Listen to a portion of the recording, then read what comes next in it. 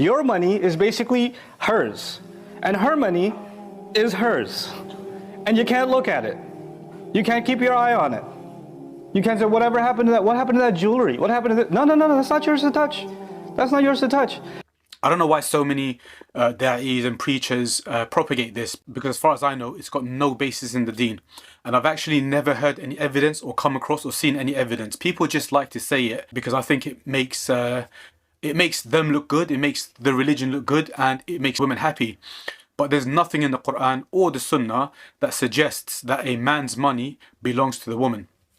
Now, yes, the man has a responsibility to provide for the woman. So as long as you provide for her a decent means of sustenance, food and clothing, that's good enough. And the reason I'm mentioning this is because I think it's a toxic idea.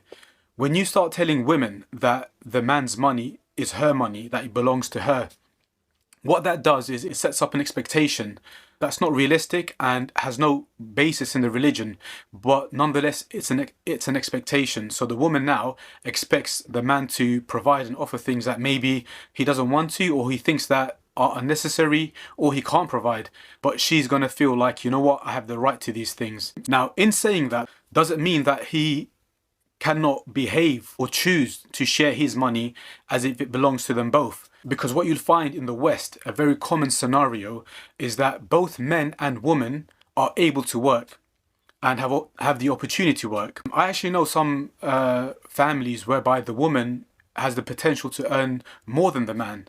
Now, in a situation where both men and women can work, if between them they agree that the woman will stay at home because they've now got a small family and she'll look after the family and look after the home, if she makes that decision and she sacrifices going out to earn her own money, it makes sense for them to have an understanding between them that actually the money that he earns belongs to them both. Or at least they treat it in that way because she's made that sacrifice. She could otherwise get a job and work and have her own money and independence, but she chose to sacrifice that to look after the house and raise the children. Personally, that's how I run my household. Although I believe Islamically my money is my money, I choose to live with my wife with the understanding that actually this money belongs to us equally.